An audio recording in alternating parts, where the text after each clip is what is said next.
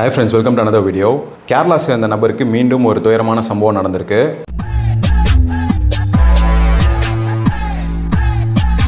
Thomas Perera இவர் வந்து ஒரு 47 வயது மிக்க ஒரு ஆண். இவர் வந்து என்ன பண்ணுறாருன்னு பார்த்தீங்கன்னா ஜோர்டானுக்கு வந்து டூரிஸ்ட் விசா எடுத்துகிட்டு ஒரு ட்ரிப்பு மாதிரி போகிறாரு. யார் கூடன்னு பார்த்தீங்கன்னா அவரோட பிரதர் இன் லா கூட போகிறாரு. அவரோட பிரதர் இன் லாவோட பேர் வந்து பார்த்தீங்கன்னா Edison. So Edison and Thomas இவங்க ரெண்டு பேரும் என்ன பண்ணுறாங்கன்னு பார்த்தீங்கன்னா கேரளா திருவனந்தபுரத்துலேருந்து ஜோர்டானுக்கு வந்து கிளம்பி போகிறாங்க. அவங்க ஃபேமிலி மெம்பர்ஸ் கிட்ட வந்து 1 day பிஃபோர் தான் சொல்லியிருக்காங்க, இந்த மாதிரி வந்து நான் ஜோர்டானுக்கு வந்து சுற்றுலா வந்து போகிறேன், பிரதர் இன் லாவையும் கூட்டிகிட்டு தான் போகிறேன் அப்படின்னு சொல்லிட்டு கிளம்புறதுக்கு ஒரு நாள் முன்னாடி தான் வந்து வீட்டில் இன்ஃபார்ம் பண்ணியிருக்காரு. அங்கே போயிட்டு என்ன பண்ணுறாங்கன்னு பார்த்தீங்கன்னா அவங்களுக்கு இஸ்ரேலுக்குள்ளே போகணும் அப்படிங்கிற மாதிரி ஒரு யோசனை வருது. அப்போ தான் வந்து அவங்க டூர் ஆப்ரேட்டர் அண்ட் நிறைய ஏஜென்ட்ஸ் கிட்ட வந்து விசாரிக்கிறப்போ அவங்க என்ன சொல்லியிருக்காங்கன்னு பார்த்தீங்கன்னா நீங்கள் இஸ்ரேலுக்கு வந்து போகிற மாதிரி இருந்தால் ஒரு 10 மெம்பர்ஸாக வந்து சேர்ந்தால் தான் வந்து விசா கிடைக்கும் இஸ்ரேலுக்கு அப்படின்னு சொல்லிட்டு அங்கே இருக்கக்கூடிய டூர் ஆப்ரேட்டர்ஸ் அண்ட் ஏஜென்ட்ஸ் வந்து சொல்கிறாங்க.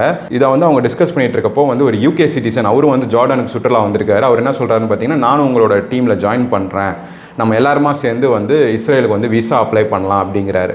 அண்ட் ஆல்சோ வந்து 10 பேர் வந்து சேர்க்கணும் அப்படிங்கிறனால அவர் என்ன சொல்கிறாரு, நான் ஒரு 6 பேரை வந்து நான் என் சைட்லேருந்து கூட்டிகிட்டு வரேன், எல்லாருமே இங்கே வந்து டூருக்கு வந்திருக்காங்க, ஸோ நம்ம எல்லாமே ஒரு ஃபார்ம் பண்ணி இந்த விசா வந்து அப்ளை பண்ணி நம்ம போகலாம் அப்படின்னு சொல்லிட்டு பிளான் பண்ணுறாங்க. ஸோ இந்த மாதிரி நாங்கள் வந்து ஒரு டீம் ஃபார்ம் பண்ணுறோம் அப்படின்னு சொல்லிட்டு அந்த ஏஜென்ட் கிட்ட அவர் சொல்கிறப்போ அந்த ஏஜென்ட் என்ன பண்ணுறான்னு பார்த்தீங்கன்னா ஒரு லோக்கல் கைடு கிட்ட வந்து இவங்களை கூட்டு போய் விட்டுறாரு. அந்த லோக்கல் கைடு என்ன பண்ணுறாருன்னு பார்த்தீங்கன்னா விசாலாம் நம்ம அப்ளை பண்ண வேண்டாம், நம்ம பார்டரை தாண்டி ஈஸியாக போயிடலாம் அப்படின்ற மாதிரி கூட்டிகிட்டு போகிறாரு. ஆக்சுவலாக வந்து நம்ம இதுக்கு முன்னாடி நம்ம வீடியோ மேக் பண்ணியிருப்போம் டங்கி ரூட் அப்படின்னு சொல்லிட்டு இல்லீகல் இமிகிரன்ஸ் வந்து எப்படி நாடு கடத்தி கூட்டு போவாங்களோ அதே ஒரு ஃபார்மேட்டில் ஜோர்டான்லேருந்து இஸ்ரேல் கூட்டு போகிறேன்னு சொல்லிட்டு ஒரு பர்டிகுலர் இடம் வரைக்கும் அவங்கள வண்டியில் கூட்டு போயிட்டு அதுக்கப்புறம் வந்து நடப்பயணமாகவே கூட்டு போயிருக்காரு. யாருன்னு பார்த்தீங்கன்னா அந்த கைடு நெடுந்தூரத்துக்கு நடந்தே கூட்டு போனாங்க அப்படின்னு சொல்லிட்டு சொல்லப்படுது.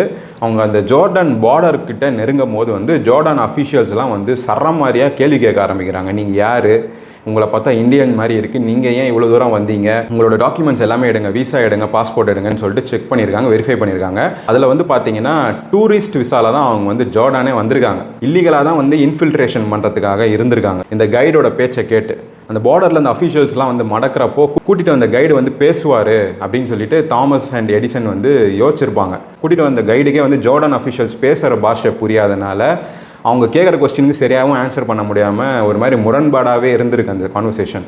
ஸோ அவங்க என்ன பண்ணியிருக்காங்கன்னு பார்த்தீங்கன்னா அவங்க எல்லாரையுமே வந்து சிறப்பிடிக்க பிளான் பண்ணுறாங்க. நிறைய பேர் அங்கேருந்து தப்பிக்கிறதுக்கு ட்ரை பண்ணுறாங்க. எடிசன் அப்படிங்கிறவர் வந்து அங்கேருந்து தப்பிச்சு எப்படியோ இந்தியாவுக்கு வந்து சேர்ந்துட்டார்.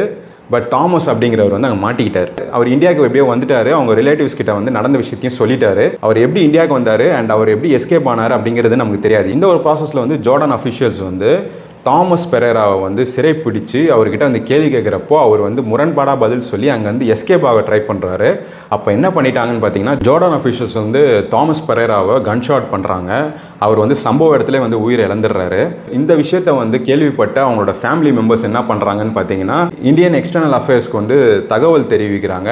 அதன் பேரில் வந்து அந்த விக்டிமான தாமஸ் பெரேரா அவரோட பாடியை வந்து மீட்கக்கூடிய அந்த ப்ராசஸில் வந்து இந்தியன் எக்ஸ்டர்னல் மினிஸ்டர்ஸ் வந்து ஈடுபட்டிருக்காங்க. இப்போது நம்ம சேனலில் வந்து நிறைய வீடியோஸ் போட்டிருப்போம். அதில் வந்து பார்த்திங்கன்னா கேரளா சேர்ந்த நபர்களுக்கு வந்து அடுத்தடுத்து நடந்த நிறைய விஷயங்களை பற்றியும் பேசியிருப்போம்.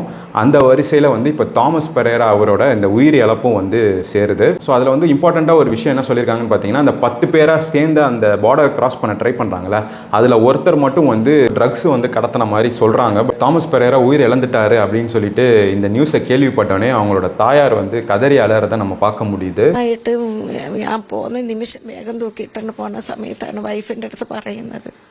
അല്ലാതെ ഞങ്ങളുടെ അടുത്തൊന്നും പറഞ്ഞില്ല. എന്തിനാണ് പോകണമെന്ന് അങ്ങനെ ഒന്നും പറഞ്ഞില്ല മാഡം. ജോർദനിൽ പോകുന്നു എന്ന് പറഞ്ഞിട്ട് ഞാൻ പോകുന്നു എന്ന് പറഞ്ഞു. അവൻ തന്നെ പൈസയൊക്കെ മറിച്ച് കൊടുത്ത് തന്നെ പോയത്. കാര്യം ഇവളുടെ അടുത്ത് പറഞ്ഞാൽ ഇവള് വിടൂലെന്നറിയാം. കാര്യം ഇവള് ഒറ്റയ്ക്കേ ഉള്ളൂ, മക്കളും ഇല്ലേ, അവർ രണ്ടുപേരാണ് அடக்கமிட்டு கொடுப்பா. அண்ட் அவங்கள வந்து மீடியா வந்து கேள்வி கேட்டப்போ வந்து எங்ககிட்ட வந்து அவன் ஜோர்டான்லேருந்து இஸ்ரேல் போகிறத சொல்லவே இல்லை, எங்களுக்கு எதுவுமே தெரியாது, எப்படி அது வந்து நடந்துச்சு, ஏன் அவங்க அந்த மாதிரிலாம் பிளான் பண்ணாங்க எங்களுக்கு தெரியாது, திருவனந்தபுரத்துலேருந்து ஜோர்டானுக்கு போகிற விஷயமே எங்களுக்கு வந்து கிளம்புறதுக்கு ஒரு நாள் முன்னாடி தான் அவன் எங்ககிட்ட சொன்னான், ஏன் அவன் இப்படி பண்ணான்னு எங்களுக்கு தெரியல அப்படின்னு சொல்லிட்டு கதறி அழுறாங்க. அவங்க ஒய்ஃப் தான் வந்து இந்தியன் எக்ஸ்டர்னல் அஃபேர்ஸ்க்கு வந்து காண்டாக்டில் இருக்காங்க. அண்ட் அவங்க தான் வந்து அந்த பாடியை மீட்கக்கூடிய அந்த ப்ராசஸில் வந்து இப்போ ஈடுபட்டிருக்காங்க. ஒரு டூரிஸ்ட் விசா எடுத்துகிட்டு ஒரு கண்ட்ரிலேருந்து இன்னொரு கண்ட்ரிக்கு வந்து இல்லீகலாக இன்ஃபில்ட்ரேஷன் பண்ணால் என்னெல்லாம் ஒரு கான்சிக்வன்சஸ் ஆகும் அப்படிங்கிறதுக்கு இது ஒரு எடுத்துக்காட்டாக இருக்குது. ஸோ இந்த ஒரு சம்பவத்தை பற்றி நீங்கள் என்ன நினைக்கிறீங்கன்ற உங்கள் கருத்தை வந்து கமெண்ட் செக்ஷனில் தெரிய தெரியப்படுத்துங்க. And for more such videos, subscribe to Paul's Up and please share this video with your friends and family and follow our official Instagram page, Paul's Up Official. I'll see you guys in the next video. Bye.